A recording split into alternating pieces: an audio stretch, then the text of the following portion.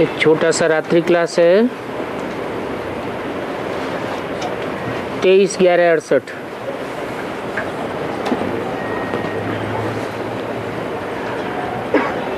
बाप और दादा से बच्चे अनुभव ले रहे हैं।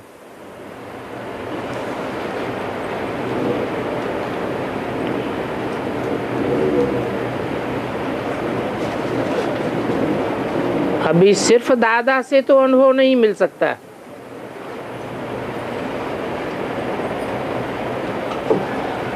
क्योंकि दादा कहते हैं भाई को बड़ा भाई, छोटा भाई भी होता है, और बाप तो बाप ही है। तो जरूर बाप ने अनुभव सुनाया होगा।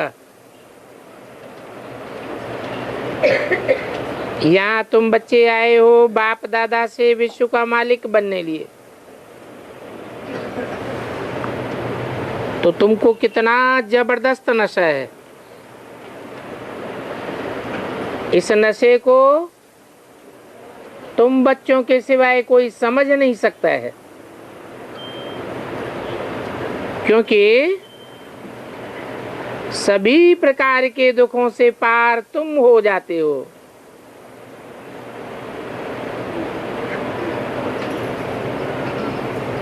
बाकी अभी थोड़ा समय है, फिर तो ये पुरानी दुनिया ही नहीं रहेगी। पुराने संबंध भी नहीं रहेंगे, फिर होंगे नए संबंध,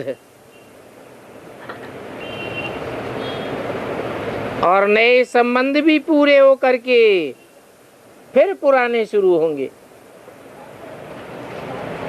अभी तो दुख का संबंध है। वास्तव में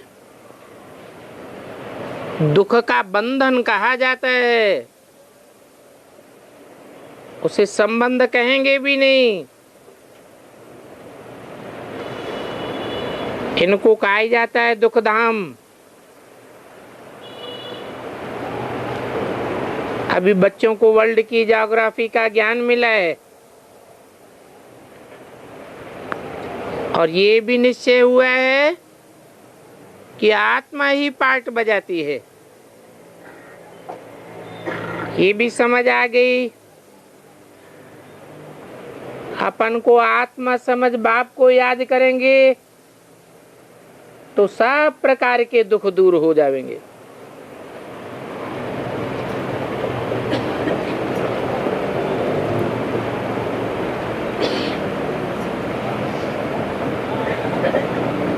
आत्मा शरीर के द्वारा ही दुख सुख भोगती है। अगर शरीर से डिटैच हो जाए तो न सुख भोगेगी न दुख भोगेगी।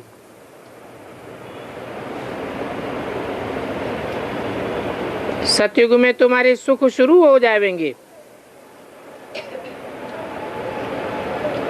अभी बेहद के बाप से तुमको बेहद का वर्षा मिल रहा है। ये बात समझते भी हैं, फिर भी खुशी क्यों नहीं होती है? खुशी न होने का भी कारण है बार बार देवान में आ जाना। माया की प्रवेशता हो जाती है, तो तुम्हारी है ही माया के साथ युद्ध। बाकी तो पांडवों ने कोई युद्ध नहीं किया। युद्ध तो कौरव करते हैं। जैसे चीन से भी युद्ध हो गई थी ना, कोई समय ऐसा भी हुआ जो हिंदुओं से लड़ पड़े। भारतवासी भारतवासियों से लड़ते थे। एक दो के दुश्मन हो पड़ते थे। तो तुम जानते हो कि घर में जब फूट होती है तो दूसरों को भी चांस मिल जाता है। अभी तुमको तो वर्षा मिलता है, इसमें युद्ध की कोई बात नहीं। तुम गुलगुल बन जाते हो तो बाप से वर्षा लेते हो। तुम्हारी तो कोई से भी दुश्मनी नहीं है। और ये भी ड्रामा है, इस ड्रामा में तुम खेल खेलते हो। उस खेल में माया का भी राज्य आता है। सारे रचयिता और रचना का ज्ञान तुम बच्चों की बुद्धि में है। तो बाप से वर्षा भी तुम ही लेते हो। पहले पहले याद से पवित्र बनते हो और दैवी गुण धारण करने से ऊंचे देवता बनते हो। अभी तो तुमको जाना है ना, तो इस दुनिया को बुलाना पड़ता है। ऐसे समझो जैसे कि ये दुनिया है ही नहीं। समझ में तो आता है ना, इन आंखों से हम जो कुछ देखते हैं वो सब भस्म हो जाएगा, बाकी हम आत्माएं रहेंगी जो चली जाएंगी अपने घर। क्योंकि अभ्यास करते करते हम आत्माएं अशरीरी बन जाती हैं। आप मुए मर गई दुनिया, तो सच सच पुरानी दुनिया खत्म होती है, जैसे कि मर गए। इसलिए बाप कहते हैं तुम जो कुछ भी देखते हो ये सभी खत्म हो जाना है। सिर्फ तुम अपन को आत्मा समझो बस। फिर और संबंधों की स्मृति में नहीं रहना है। पुराना सब खलास हो जाएगा। ऐसे ऐसे अपने साथ बातें करने में बहुत मौज में आते रहेंगे। फिर तुम हल्के हो जाएंगे।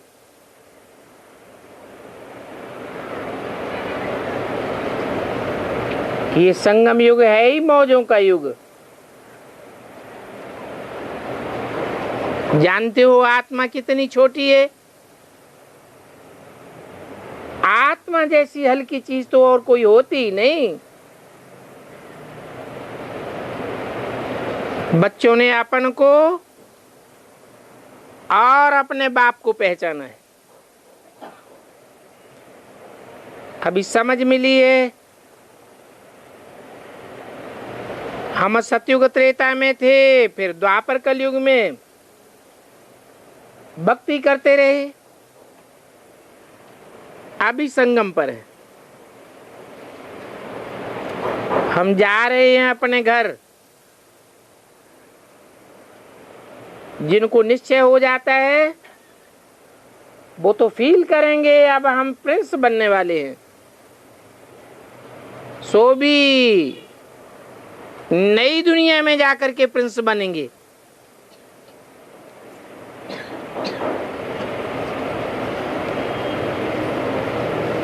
तुम ये प्रिंस बनने आए हो ना,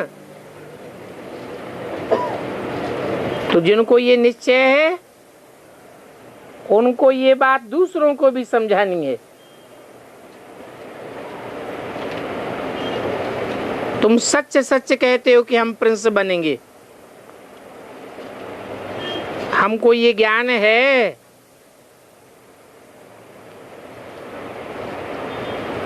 वो भक्ति मार्ग में भैंस का दृष्टांत देते हैं।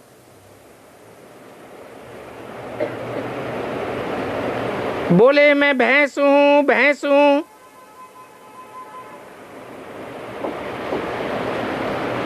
अब ये तो एक दृष्टांत की बात हुई, तुम्हारी तो है निश्चय की बात। बच्चों को निश्चय हो गया है, अभी हम नरकवासी से स्वर्गवासी देवता बनने वाले हैं। परंतु अंदर में बहुत सफाई चाहिए। कोई भी प्रकार की दुविधा अंदर में नहीं होनी चाहिए।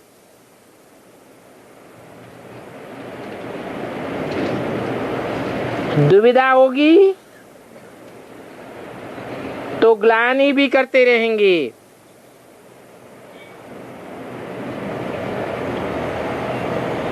एक दो के अवगुण देखते रहेंगे। कोई के भी अवगुणों का गाना नहीं गाना है। अवगुण की बात एक किनारे रख दो। जो कचरा होता है उसको दबाया जाता है।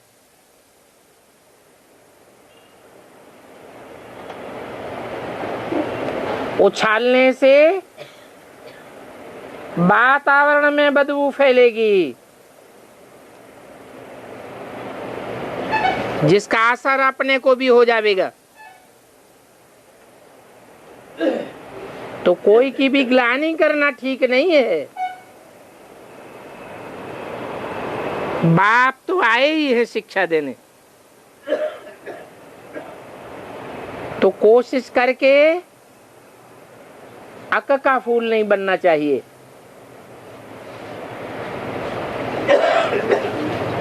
क्योंकि सर्विस का शो नहीं करेंगे तो बाप के दिल पर कैसे चढ़ेंगे। जो स्कूल में पढ़ते नहीं हैं वो तो समझते हैं कि हम फेल हो जाएंगे, या तो फिर थोड़े मार्क्स से पास होंगे। क्षत्रिय गणाने वालों को कहेंगे फेल। तो सबसे जास्ती खुशी तुम बच्चों को है कि हम गॉड फादरली स्टूडेंट्स हैं। जब गॉड फादर पढ़ाते हैं तो वो खुशी का पहाड़ा चढ़ना चाहिए, स्मृति में रहना चाहिए। परंतु माया फिर भी हम बच्चों को भुला देती है। जैसे बाप टीचर सदगुरु का प्यार तुम बच्चे लेते हो, तो उस प्यार को ही देखना है। इन आंखों से ना अपने शरीर को देखना है और न दूसरे शरीरधारियों को देखना है।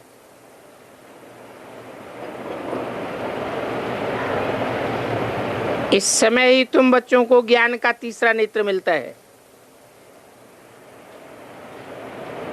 इसलिए तुमको त्रिनेत्री कहा जाता है। अर्थात ज्ञान का तीसरा नेत्र तुम बच्चों को मिला है। बाकी उन भक्तों को तो कहेंगे भक्ति का नेत्र, अज्ञान का नेत्र। फिर भी बच्चों को कहते हैं बाप को याद करो, वर्षे को याद करो, दैवी गुण धारण करो। हमारी आत्मा बुद्धि से याद की यात्रा कर रही है। याद करते करते ही सारे पाप कट जाएंगे और हम सतो प्रधान बन जाएंगे। बाप है ही सत्य, कहते भी हैं सत्य चित आनंद। तो सत्य को याद करेंगे तो सत्य बन जाएंगे। एक बाप ही है जो सदा निष्पाप है, सदा शिव है। तो जैसे को याद करेंगे तो वैसे निष्पाप हम भी बन जाएंगे। अच्छा, मीठे मीठे रूहानी बच्चों को रूहानी बाप दादा का याद प्यार, गुड नाइट और नमस्ते।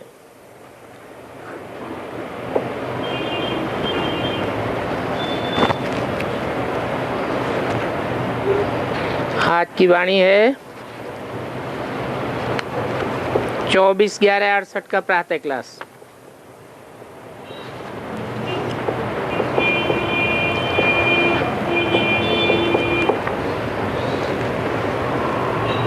शिव भगवान वाच कहने से कोई ये भी नहीं समझे कि कोई मनुष्य शिव होता है।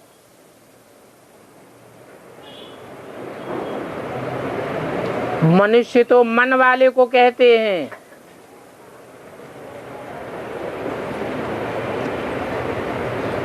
भगवान तो अमन है और देवताएं भी अमन हैं, बड़े चैन से रहते हैं।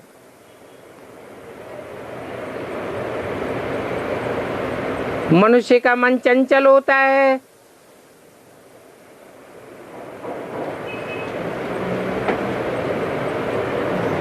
भगवान को चंचल थोड़ा ही कहेंगे। तो सोचना चाहिए ये भगवान वाच कहने वाला कौन है? मनुष्य है या कोई देवता है या स्वयं भगवान है? ये भी कोई समझते नहीं है। ये बात तो तुम बच्चे ही समझ सकते हो, और वो भी नंबरवार पुरुषार्थ अनुसार समझते हो। नहीं तो बीच बीच में माया वायलोरा डालती है, अनिश्चय होने लग जाता है। ये पाठशाला है, इस पाठशाला में बच्चों को पाठ पढ़ना है। ऐसे बहुत बच्चे हैं जो पढ़ करके फिर पढ़ाते भी हैं। ये पढ़ाई ऐसी है जो दिन प्रतिदिन बड़ी सूक्ष्म गुह्य ज्ञान वाली होती जाती है। गीता में लिखा भी है, गुह्यात् गुह्यतरम ज्ञानम। अभी तुम जानते हो गुह्य ज्ञान देने वाला बीज रूप बाप है, और वो चैतन्य भी है ही मनुष्य सृष्टि का बीज रूप। माना बीज बाप को कहा जाता है। बाप बीज बोने वाला है ना। वो छोटे छोटे झाड़ होते हैं, जो छोटे छोटे झाड़ होते हैं उनका बीज हद की रचना करता है, और उस बेहद मनुष्य सृष्टि का बीज एक ही बाप है, और वो बीज ऊपर में है। अर्थात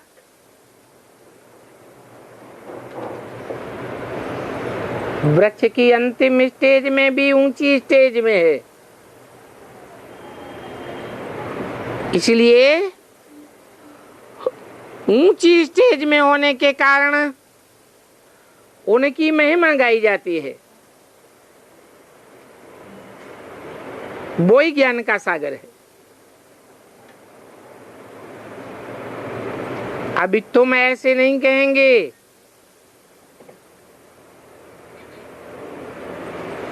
कि वो बीज ऊपर में है, नहीं।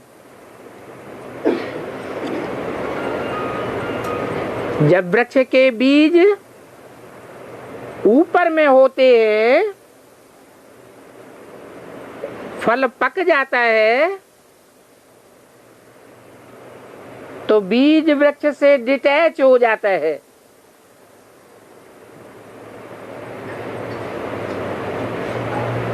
अभी तो डिटैच नहीं कहेंगे,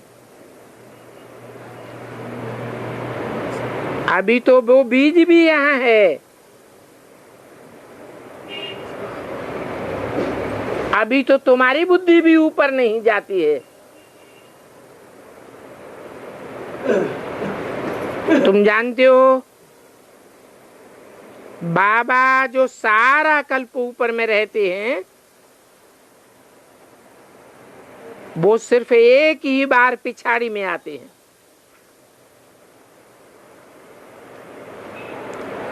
और पिछाड़ी में जो आत्माएं आती हैं, वो तो आती हैं दुख रूपी झाड़ में, और बाप तो सुख दुख से न्यारा है। उनके लिए ऐसे नहीं कहेंगे कि बाप दुख की दुनिया में आए हैं। अरे उनको तो दुख की लेस भी नहीं आ सकती।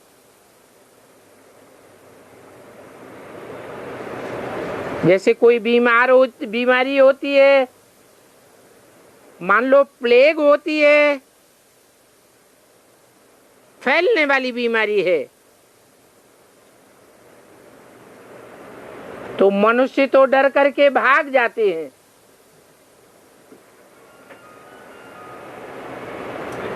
परंतु जो सेवाधारी अच्छे डॉक्टर होते हैं, वो तो नहीं भागते हैं। डॉक्टर तो दवाई करते हैं। तो इस समय इस सारी दुनिया में बीमारी है। इस बीमारी को निकालने वाला कोई मनुष्य मात्र नहीं है। इस विकारों की बीमारी को निकालने के लिए अविनाशी सर्जन को आना पड़ता है।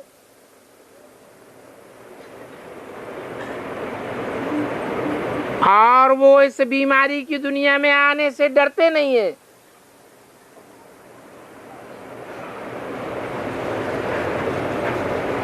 वो तो आते ही हैं सभी की दवाई करने के लिए।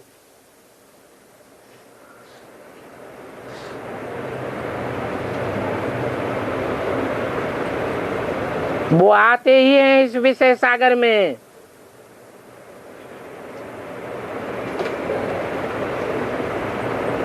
जहाँ के विषय विकारों से वो डरते नहीं हैं।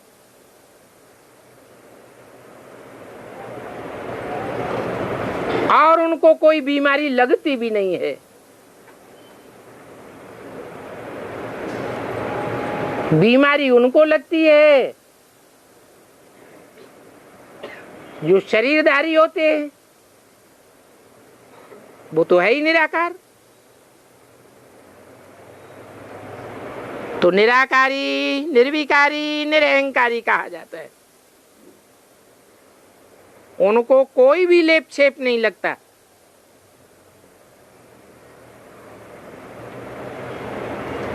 बाप तो और हंसी से कहते हैं, तुमने मेरी बहुत ग्लानि की है।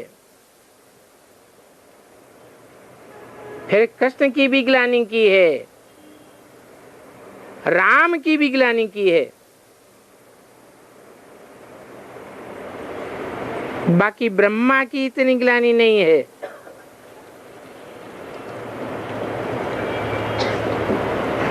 ऐसे तो उनकी भी होनी चाहिए। तो जब से बाप ने इनमें प्रवेश किया है तो देखो इनको भी कितनी गालियां मिलती हैं, इनसे कितनी घृणा करते हैं अखबारों द्वारा।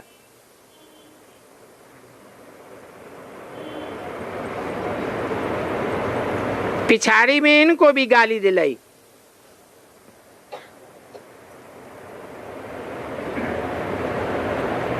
अंतिम जन्म है ना,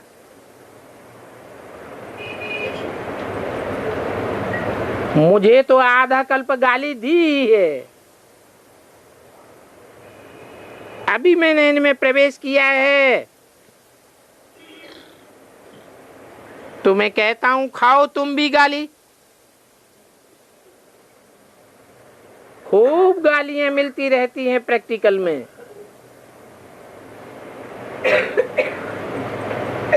औरों के लिए शास्त्रों में लिख दिया है।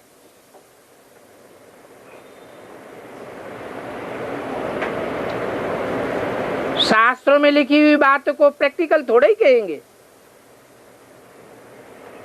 और इनको तो प्रैक्टिकल में सन्मुख बहुत गालियां देते हैं। बाप कहते हैं ऐसे तो कब तुमको कोई गाली नहीं देते थे,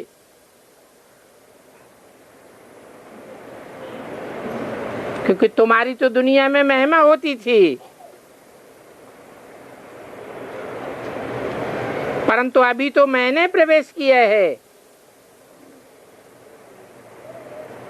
परंतु मैं तो हूं निराकार, मुझे तो गाली दे नहीं सकते और मुझे गाली लग भी नहीं सकती,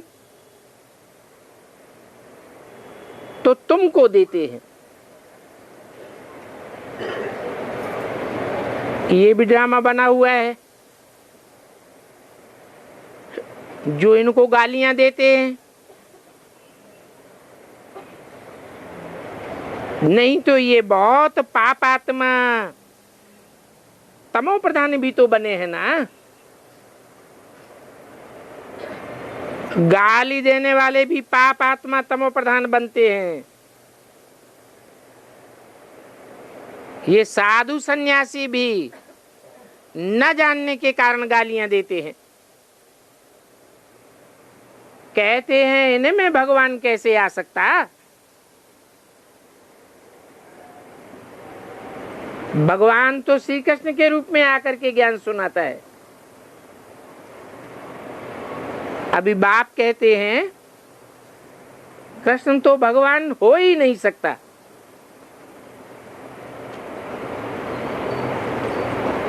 वो समझते हैं भगवान कृष्ण में आते हैं। अभी कृष्ण तो ज्ञान का सागर है नहीं।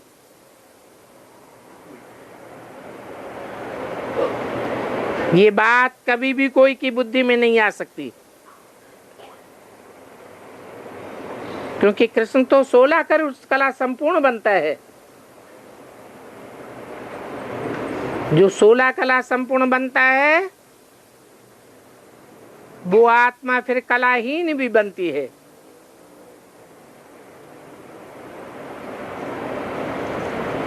तब कहा जाता है भगवान ने नर को नारायण 16 कला संपूर्ण बनाया।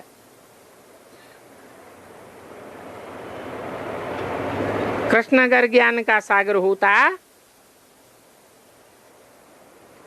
तो नर को नारायण भी बनाता ना। नारायण के द्वारा सारी प्रजा में यह ज्ञान होता, परंतु वह नारायण तो ईश्वरीय ज्ञान के आधार पर पद पाता है। वहां सतयुग में ये ज्ञान तुम्हारे साथ नहीं चलेगा। ये ज्ञान तो है ही कलयुग के अंत और सतयुग के आदि की पढ़ाई का ज्ञान। ये पढ़ाई न सतयुग में होती है न कलयुग में मिलती है। जो सयाने समझू हैं वो इन बातों को समझते हैं। बरोबर अभी कलयुग का अंत है। ये बात सुन करके कई अज्ञानी मनुष्य तो तुम्हारे ऊपर हंसी उड़ाते हैं। ये भी बच्चों को समझाया है, अज्ञानी आत्मा ही बनती है, आत्मा में ही ज्ञान है, तो उनको ज्ञानी कहा जाता है। बाप तो है ही परमात्मा, उनकी पूजा भी करते हैं तो कहा जाता है शिव परमात्मा ही नमः। अभी तुम जानते हो वो परमात्मा है। परम अर्थात सभी आत्माओं का बाप, परे ते परे स्टेज में रहने वाला, उनको सभी याद करते हैं। कहते हैं बाबा रहम करो, हमको लिबरेट करो, हमारी इस मेहनत का हमको फल दो। तो तुमको बाप लिबरेट भी कहते हैं और भक्ति का फल भी देते हैं। ये भी जानते हो कि भक्ति का फल है ही ज्ञान, जिस ज्ञान से तुम्हारी सदगति होती है। सदगति पहले पहले तुम्हारी आत्मा की होती है।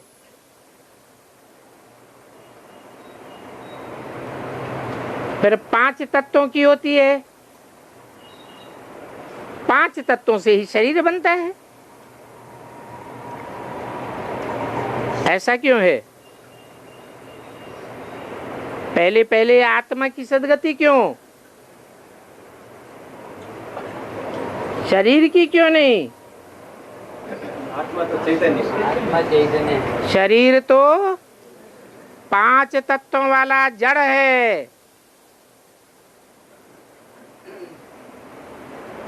जड़ ज्ञान नहीं उठा सकता। आत्मा तो चैतन्य है, ज्ञान उठा सकती है।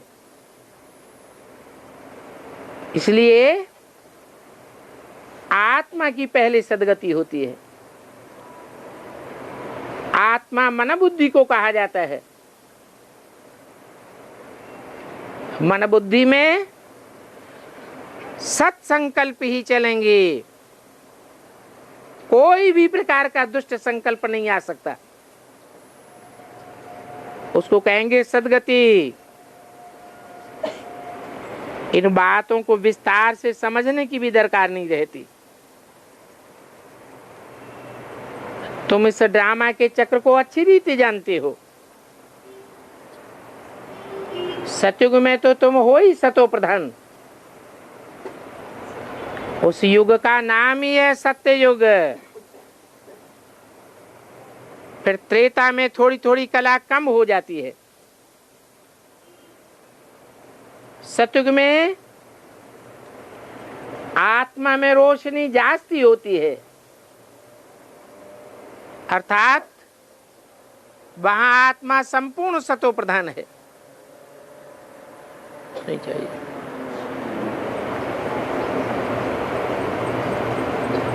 संपूर्ण सतो प्रधान है तो इतना वहां सुख भी है। लोग कहते भी हैं फलाना स्वर्ग पधारा। ऐसे कब नहीं कहेंगे कि त्रेता में पधारा, राम राज्य में गया। नहीं, गायन करते हैं स्वर्ग पधारा। सभी को स्वर्ग याद रहता है। अर्थ ही है स्वर्ग। ग माने गया, स्व माने स्व स्थिति में गया। परंतु इस दुनिया में तो कोई स्वर्ग जाता नहीं, इस दुनिया में स्वर्ग है ही नहीं। अभी तो कलयुग है सारी दुनिया में, तो स्वर्ग कैसे पधारेंगे? वास्तव में स्वस्थिति में जाएंगे तो स्वर्ग का अनुभव करेंगे, तो नाम पड़ जाता है स्वर्ग। वो लोग भी कहते हैं हेवन, विन माने जीत पाना। तो जिन्होंने जीत पाई है विकारों पर,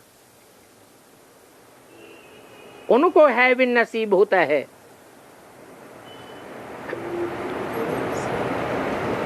तुमको तो त्रेता में जाने की भी दिल नहीं होती है, क्यों? तो वो तो 2 कला पुराना हो जाता है। बाबा भी बेहद का घर स्थापन कर रहे हैं, वो है ही सत्ययुग। 24/11/68 की वाणी का दूसरा पेज। वो करण करावनहार है, करके भी दिखाते हैं ब्रह्मा द्वारा, और फिर बच्चों से कराते भी हैं।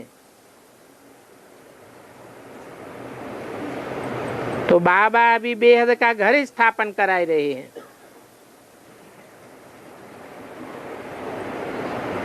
तो कहेंगे स्वर्ग की स्थापना कराए रहे हैं। हमेशा शुभ बात बोलनी चाहिए, इसलिए सदैव स्वर्ग का ही नाम लेते हैं।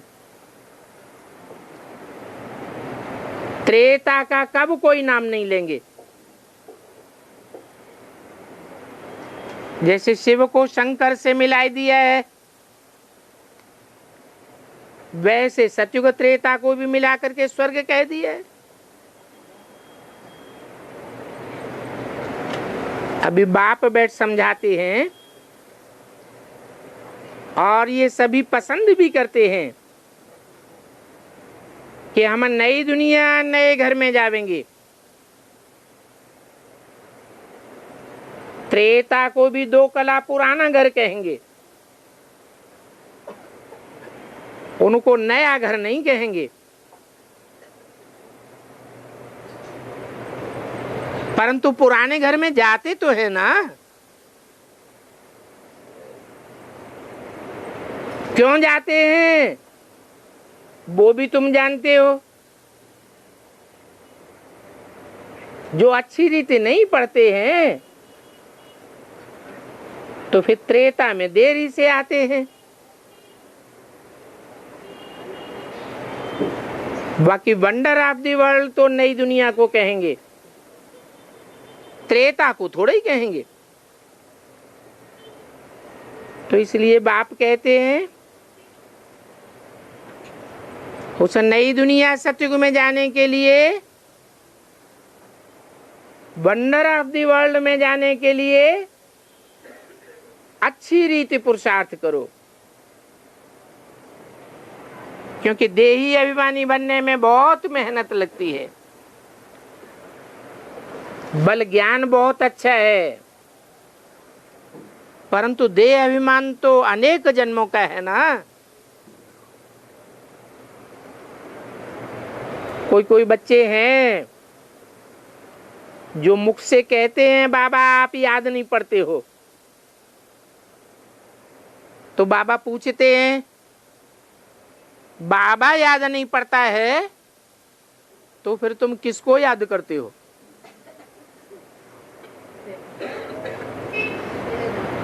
मन बुद्धि का तो काम है याद करना, कोई न कोई तो याद जरूर आता है। तो बाप समझाते हैं परमात्मा बाप तो एक ही है, बाकी तो सब आत्मा आत्मा भाई भाई हैं। भाई को भाई से सुख का वर्षा नहीं मिलेगा, एक बाप से ही मिलेगा। और वो परमात्मा बाप एक ही है। बाकी तो ढेर के ढेर मनुष्य हैं। जैसे जलाने के लिए ढेर किचड़ा इकट्ठा हो जाता है, तो सारे किचड़े को इकट्ठा करके फिर क्या करते हैं? जला देते हैं। तो दुनिया में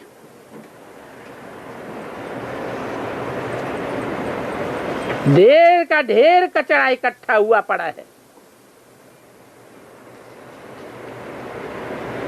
बाप आकर के उस किचड़े में से कितनी आत्माओं को उठा लेते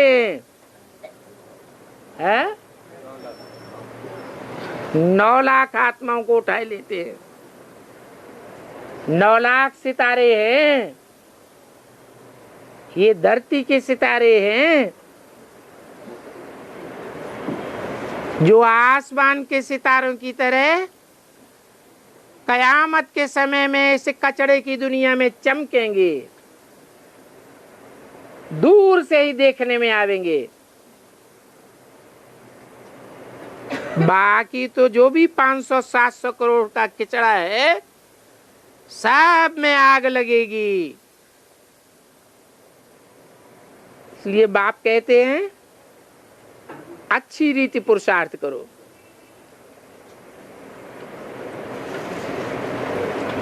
नहीं तो देह अभिमान बहुत इकट्ठा हुआ पड़ा है।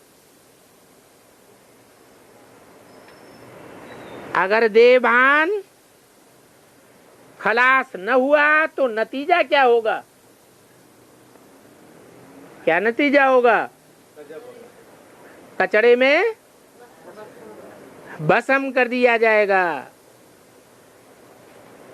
फिर ऊंच पद मिल न सके। कोई को तो तीर पूरा लग जाता है, कोई को लगेगा ही नहीं।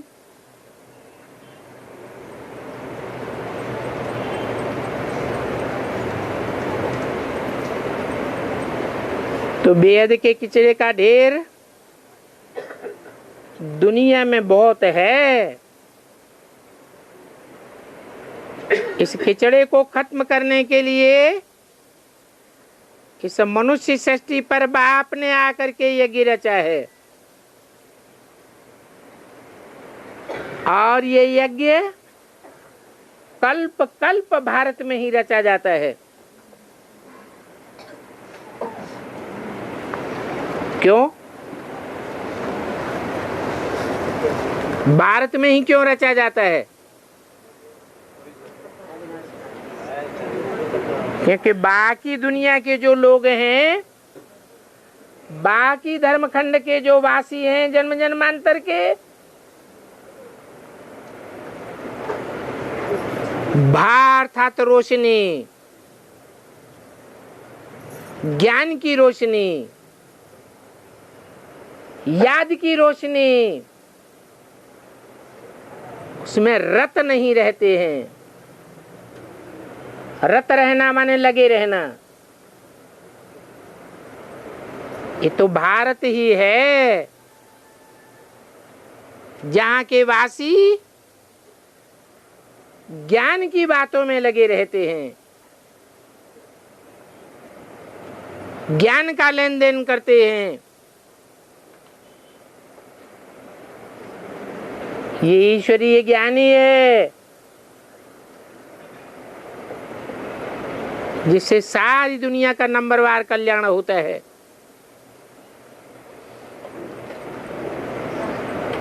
इस गीता ज्ञान यज्ञ का किसी को भी पता नहीं है। नहीं तो कहाँ ये ज्ञान यज्ञ रचा हुआ था, उसकी निशानी भी जरूर चाहिए।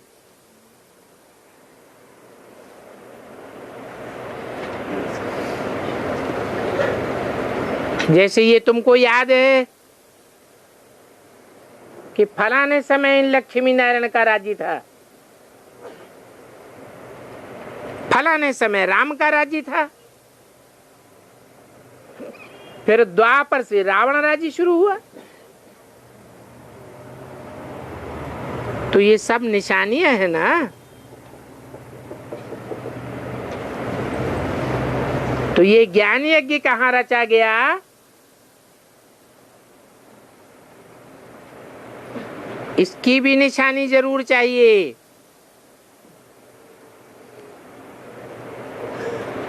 आगे तो तुम कुछ भी नहीं जानते थे। दीपमाला पर बहुत मूर्ति बनाकर फिर घर में ले आते हैं, ला करके पूजा करते हैं। नवरात्रियों पर कितनी पूजा करते हैं देवियों की।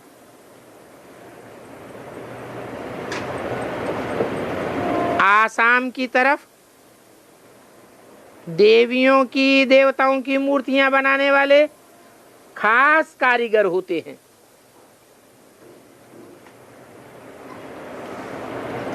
तो देखो मनुष्यों की कितनी भावना बैठ जाती है उन मूर्तियों के ऊपर। जब डुबोने के लिए ले जाते हैं तो कितना रोते हैं। अभी तुम तो हंसी करेंगे, ये गुड़ियों का खेल बनाकर पूजा करते हैं, दक्षिणा देते हैं, फिर डुबो देते हैं।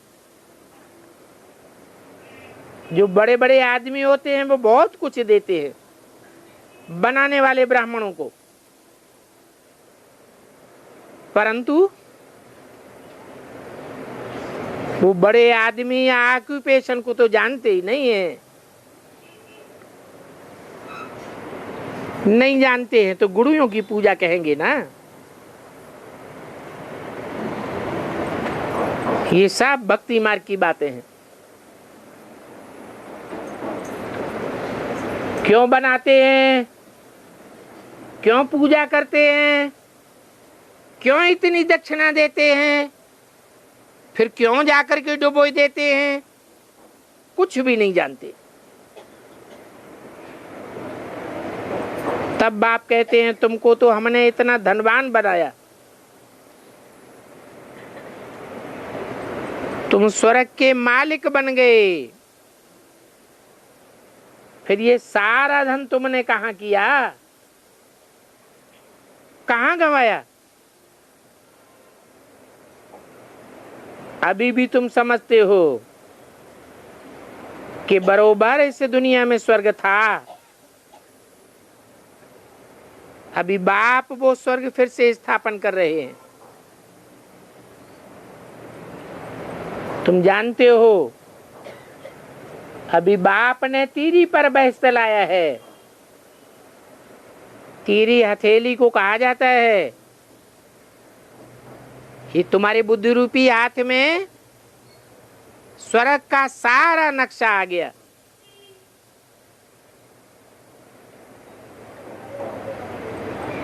तो तुम जानते हो कि हमारा अपना राज्य स्थापन कर रहे हैं बाप की श्रीमत पर। बाप ने हमको बहुत बड़ा कारीगर बनाया है। तुम्हारे जैसा कारीगर कोई हो ही नहीं सकता जो स्वर्ग की रचना कर दिखावे। बाप डायरेक्शन देते हैं, अभी स्वर्ग की स्थापना करो, तो सारी दुनिया पवित्र बन जाएगी।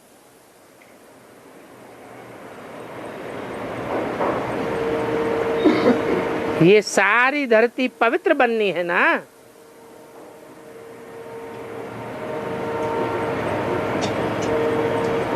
पहले तो खुद पवित्र बनो। जितना याद में रहेंगे उतना पवित्र बनते जाएंगे। फिर दुनिया भी सतो प्रधान बनेगी तुम्हारे वाइब्रेशन से।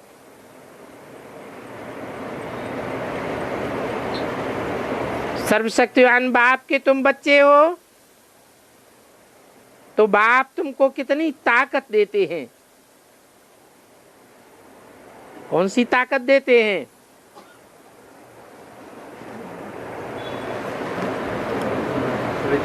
याद की यात्रा से तुम्हारा वाइब्रेशन कितना सुधर जाता है।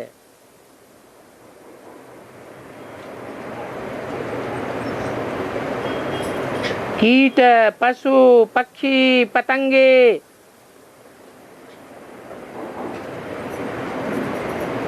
प्रकृति के 5 तत्व भी सतो प्रधान बनने लग पड़ते हैं। सारी धरती पवित्र बन जाएगी। मुझे याद करते करते तुम पूरे सतो प्रधान बन जाएंगे।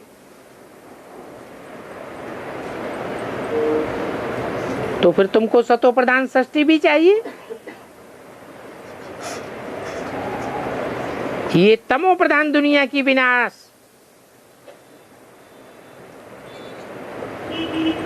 वो विनाश भी जरूरी है।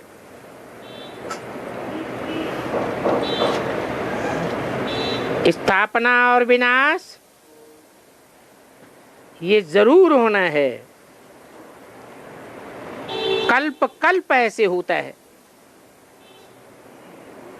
सारी सृष्टि गोल्डन एज कहलाई जाती है। अभी तो आयरन एज है। तुम्हारे लिए सतो प्रधान सृष्टि जरूर चाहिए।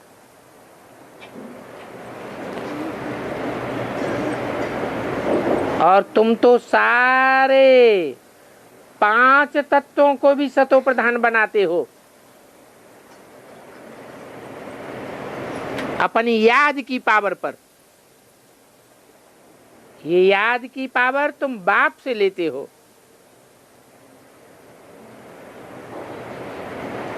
देही अभिमानी बनने से तुम सारे भारत की इतनी सेवा करते हो। कोई बच्चे लिखते हैं, बाबा हम इतने देही अभिमानी बन नहीं सकते हैं। तो समझ लेना चाहिए तुम उतने ऊंच पद पा ही नहीं सकेंगे। और महारथियों से ही माया जोर से लड़ती है। तो महारथी भी बाबा को लिखते हैं, बाबा माया जोर से थप्पड़ लगाती है, हमको देह अभिमान आ जाता है। ये नहीं समझते हैं कि जब हम देही बनेंगे तभी योग बल से विश्व के मालिक बन सकेंगे। गायन भी है, आत्मा परमात्मा अलग रहे बहुकाल। वो तो बहुत काल को लाखों वर्ष कह देते हैं, क्योंकि वो सब अज्ञान अंधेरे में है। अज्ञानी को अंधा और ज्ञानी को सज्जा कहा जाता है। जो अज्ञानी होते हैं वो चारों तरफ फेरे लगाते रहते हैं। उनकी बुद्धि एक जगह टिकती नहीं है। उनको कुछ भी पता नहीं पड़ता है कि रचयिता कौन है और रचना कौन है। रचयिता और रचना को जैसे जानते ही नहीं। तो देखो ये भी खेल है।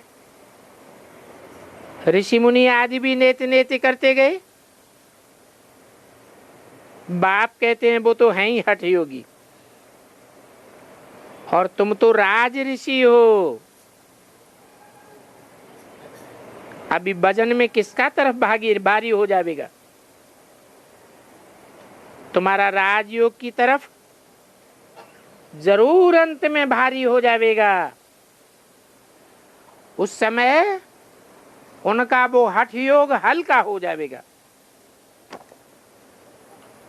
क्योंकि उनका हठ योग है पोला पोला।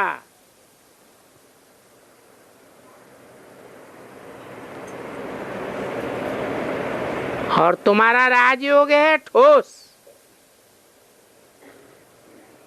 उस हठ योग में आमदनी अर्थात प्राप्ति की ताकत कुछ भी नहीं है। 24/11/68 की वाणी का 3रा पेज। तुमको तो इस राजयोग से बहुत आमदनी होती है। इस राजयोग से तुम कितने सॉल्वेंट बन जाते हो। और वो तो पोले ही पोले होते रहते हैं।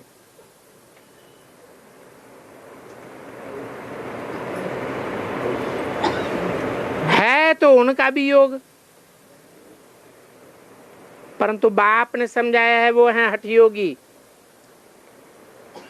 उनके हठयोग से कोई प्राप्ति नहीं।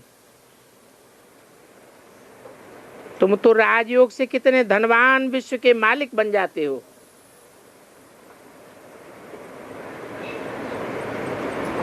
तो तुम्हारी तरफ पूरा भारी हो जाएगा। भक्ति क्या होती है वो भी जानना चाहिए। कहते भी हैं भक्ति का फल देने वाला भगवान है। भक्ति में निष्फल होते हैं, इसलिए बाप आकर के भक्ति का फल देते हैं।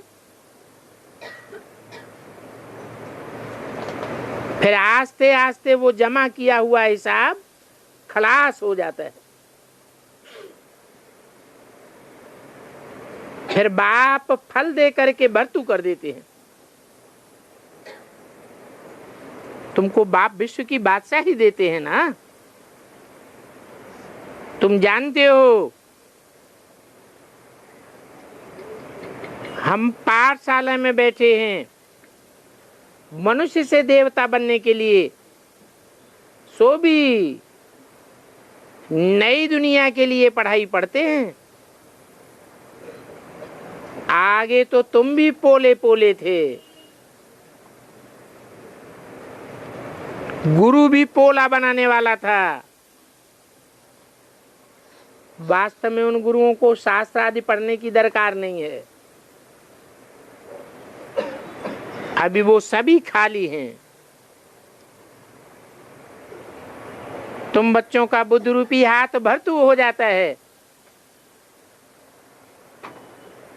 फिर द्वापर युग से घाटा शुरू होता है।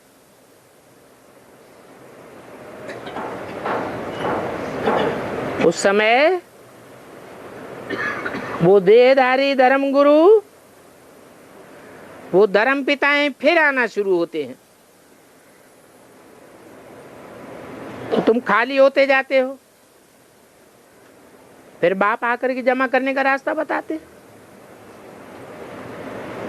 भारत पहले कितना धनवान था। जो पहले पूज्य थे वो अभी पुजारी बन गए। पैसे सारे ही खत्म करते गए भक्ति आदि करने में। तमो प्रधान बनते गए। तमो प्रधान बनने से घाटा भी बहुत पड़ता है।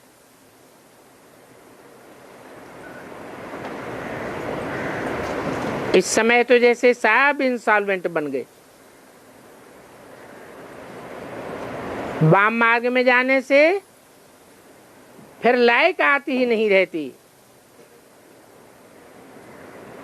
अर्थ के एक आदि होने से जो स्वर्ग में सोने के महल आदि थे वो सब नीचे चले जाते हैं। नीचे जाकर के फिर जब बाप आते हैं तो समय आने पर स्वर्ग आकर खड़ा हो जाता है। जैसे नार होती है,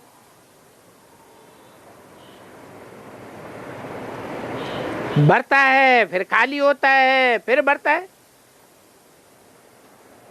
तो इसको भी सृष्टि का चक्र कहा जाता है।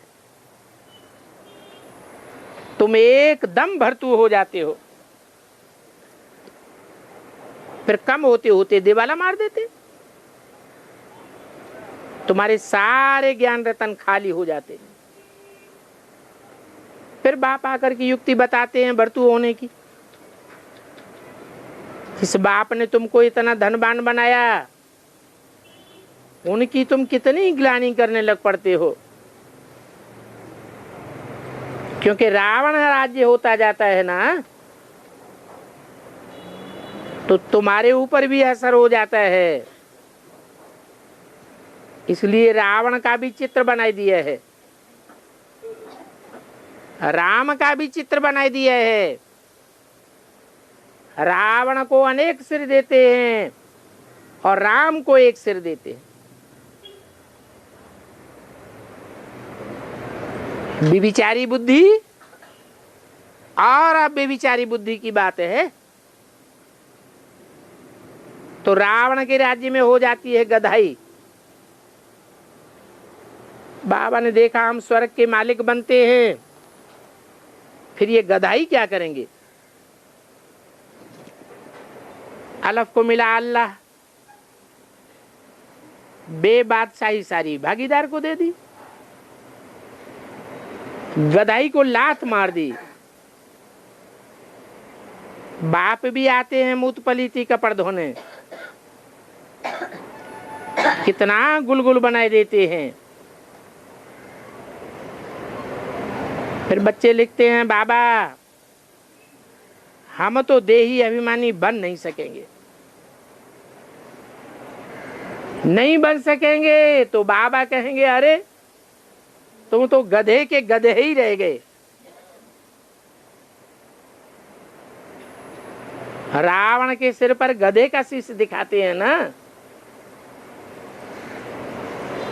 जैसे कि देह अभिमान छोड़ ही नहीं सकते। अब तुमने तो गधाई को लात मार दी।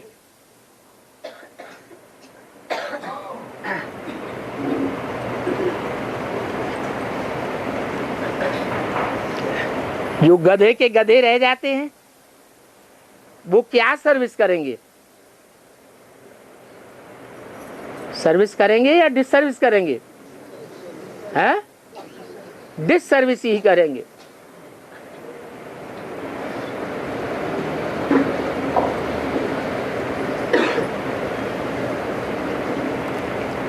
देही अभिमानी बन नहीं सकेंगे। योग बल का जौहर चाहिए ना, नहीं तो फिर कोई को तीर लग नहीं सकेगा। बाबा पंडित का मिसाल देते हैं।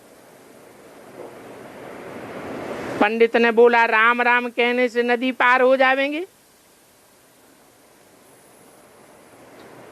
तो बुढ़िया तो पार हो गई, पंडित जी रह गए। बाप भी समझाते हैं, बाप में निश्चय रख करके बाप को याद करेंगे तो तुम जरूर पार हो जाएंगे। वो भी निश्चय से नदी पार हो गई ना, पंडित तो नहीं जा सका। तो यहां भी तुम बाप को याद करने से पार हो जाएंगे, नहीं तो जिनमें देह अभिमान होगा वो क्या सर्विस कर सकेंगे, खुद ही श्रीमत पर नहीं चलते हैं। टीचर के मत पर स्टूडेंट न चले तो उनका क्या हाल हो जाएगा। माया भी बड़ी प्रबल है, देह अभिमान बड़ी जोर से आ जाता है, फिर पद कम हो जाता है। तो कोई भी प्रकार का अहंकार नहीं होना चाहिए कि मैं बहुत अच्छा समझाता हूं। याद की यात्रा नहीं है तो जरूर मोचरा खाते रहेंगे, बल औरों को रास्ता बता देवें परंतु खुद मोचरा खावेंगे। परंतु देह अभिमानी ऐसे हैं जो मोचरे का भी उनको डर नहीं रहता है, कितना पद भ्रष्ट हो जाता है। उनको इस बात का पता ही नहीं पड़ता है कि हमारा पद नीचा हो गया। जो अपन को ब्राह्मण समझते हैं, माया उनसे लड़ती भी है। याद में न रहने से माया से हराते हैं। देही अभिमानी नहीं बनेंगे तो पाप तो जरूर रह जाएंगे। बाबा किसको समझानी दे कि तुम सर्विस नहीं करते हो और ही दूसरों का नुकसान करते हो, तो ऐसी समझानी बाबा की सुन करके भी कोई कोई ऐसे मगरूर होते हैं जो कहते हैं ये हम सारी की हुई सर्विस को उड़ा देंगे।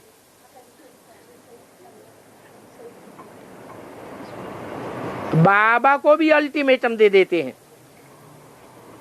हम यह कर देंगे, हम ऐसा कर देंगे। उनको अंदर में बहुत गुस्सा आने लग पड़ता है। फिर उनकी डिससर्विस से नतीजा क्या होता है? जो माताएं अबलाएं हैं उन पर भारी मुसीबत आ जाती है। ऐसे ऐसे डिससर्विस करने वाले निकल पड़ते हैं। इसलिए बाप रोज समझाते हैं, बच्चे देही अभिमानी भव, मन मना भव। अपन को आत्मा नहीं समझते हैं क्योंकि देवान पक्का हो जाता है। माया कितनी प्रबल है, अच्छे अच्छे महारथियों को भी आत्मा अभिमानी नहीं बनने देती है। अच्छे अच्छे मुरली चलाने वाले बच्चे जाकर के मूत पलीती बन पड़ते। उनको अहंकार भी बहुत होता है। बहुत हैं जो यज्ञ से निकलते हैं फिर डिससर्विस करने लग पड़ते। माया उन पर जीत पहन लेती है। आगे चल करके माया और ही जबरदस्त बनेगी और ही नीचे गिराती रहेगी, सबका अहंकार तोड़ती रहेगी। अच्छा, मीठे मीठे सिकील दे बच्चों को रूहानी बाप दादा का याद प्यार गुड मॉर्निंग नमस्ते।